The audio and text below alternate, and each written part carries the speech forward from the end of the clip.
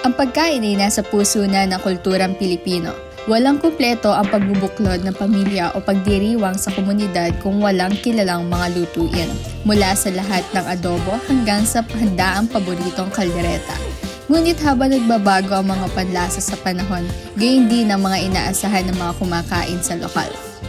Nagsasawa na ba ang ibang customer sa parehong lumang ulam sa inyong menu? Halina't kilalanin pa natin ang iba pang popular na Filipino dishes. Pagdating sa Filipino dishes ay mangunguna dyan ang adobo na paborito ng karamihan. Ang adobo ay maaaring lutuin sa iba't ibang paraan, ngunit karaniwang pangunahing sangkap nito ay baboy at manok.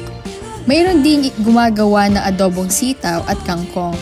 At alam nyo ba na mayroon ding adobong itlog? Ilan lamang yan sa maaaring ilahok sa dish na ito. Mayroon ding iba't ibang panlasang adobo ang mga Pinoy. May ibang nagluluto na manamis-namis na adobo, igang adobo at naglalabang asim at alat na adobo. Marami nagsasabi na ang adobo ay kinokonsidera na an official national dish in the Philippines. Tinuturing ding isa sa kilalang Filipino dishes ang sinigang. Maraming klaseng sinigang ang maaaring lutuin gaya ng sinigang na baboy at isda, partikular ang bangus at sinigang na hipon. Kilala ito dahil sa maasim at malinamnam na lasa nito. Madalas na nauugnay ito sa sampalok. Ngunit maaaring gumamit ng mga ibang maaasim na prutas at dahon, katulad ng kamyas o bayabas bilang pampaasim. Ikatlo naman sa popular na pagkain Pinoy ay ang pinakbet o pakbet. Ito ay isang Ilocano pagkain masustansya at masarap. Marami kasing gulay ang hinahalo sa pagkain ito. Dinadagdagan pa ito ng karne at pagkain dagat para sa sustansya at lasa. Ilan sa mga sangkap sa paggawa nito ay ang gulay, panlasa, at mga karne at pagkain dagat. Para sa mga gulay kasama rito ang ampalaya, okra, talong at kalabasa. Dagdag pa ang panlasa tulad ng paminta, kamatis at asin. Ang ilang sahog naman ay karneng baboy at hipon. Ang ikaapat ay ang kare-kare. Ito ay isang paboritong pagkain Pinoy na gawa sa nilagang baka na nagtatampok ng malapot na sarsa. Pangunahing sangkap nga nito ay mani o peanut butter at sinasangkapan din ng mga buntot, tuwalya, paa at laman ng baka, mga paa, pata at laman ng baboy, at paminsan-minsan ng laman loob ng mga hayop. Kapares ng putahing ito ay ang bagoong na may lasang maalat-alat at manamis-namis na gawa mula sa binurong maliliit na hipon, sugpo o isda.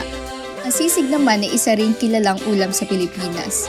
Gawa ito sa bahaging ulo at laman ng baboy at atay ng manok at maaaring palasahan ng kalamansi, sibuyas at sili.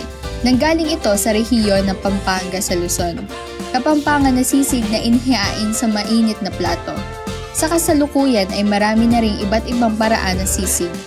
Ay iba ay hinahaluan ito ng mayonnaise at itlog na wala sa sangkap ng Ilocanong sisig. Gayunpaman ay masarap pa rin itong iulam o kaya'y gawing pulutan sa inuman. Ang kaldereta ay isang lutuin sa Pilipinas na kilala sa mga handaan sa pistahan. Ito ay laman ng baboy o baka o kambing na pinalambot muna at saka iginisa kasama pa ang iba pang sangkap. Ang pagkakaroon ng pulang kulay nito ay dahilan ng ketchup o tomato sauce o atsuete na inilalagay kapag malapit na itong maluto. Ang Bicol Express na kilala sa katutubong Bicol bilang sinilahan ay isa sa tanyag na lutuing Pilipino na pinasikat sa distrito ng Malate, Maynila. Ngunit ginawa sa tradisyonal na estilong Bicolano. Dahil marami ang niyog sa Bicol at hindi mawawala ang sili sa bawat pagkain Bicolano, ang dalawang ito ang pangunahing sangkap sa pagluto ng Bicol Express. Kaya ang putahing ito ay kilala bilang isang pagkain Pinoy na maanghang at malinamnam. Popular na karneng putahe naman ang menudo. Madalas na inihahanda ito tuwing fiesta at iba pang okasyon. Maraming bersyon ng menudo. Ang ilan ay nagdadag ng hiniwang hotdog, pasas, at tsara at iba pang pampalasa para lumabas ang linamnam ng putahe. May kanya-kanyang bersyon bawat pamilya, bayan o probinsya. Ang lechong kawali naman ay isang Filipino version ng deep-fried pork belly. Pangunahing pinakuluan sa plain o seasoned na tubig. Ang karne ay hinimos sa asin, cut into chunks, then deep-fried until it develops a golden brown. Malutong na balat ngunit juicy pa rin at malambot sa loob. Isa ito sa pinakasikat na pagkain Pinoy na kilala maging sa ibang bansa. Palagi inihahain na mainit at karaniwang sinasambahan na maanghang na sarsa ng suka o isang tradisyonal na sarsa ng atay ng lechon sa gilid. Ang ikahuli naman ay ang laing. Ito ay matatagpuan sa bawat bahay sa Bicol. Ang recipe ng laing na ito ay madaling sundan at gumagamit ng mga sangkap na madaling makita sa grocery. Madali lang gawin ang laing sa bahay. Maaaring dagdagan ng bagoong, alamang o sili ayon sa iyong panlasa. Maaari ring palitan ng tuyong isda ang baboy. Ang laing ay gawa sa tuyong dahon ng gabi na pinakuluan sa gata. Palaging tandaan na ang laing ay niluluto na matagal para lalo lumabas at magsama ang lasa ng mga sangkap.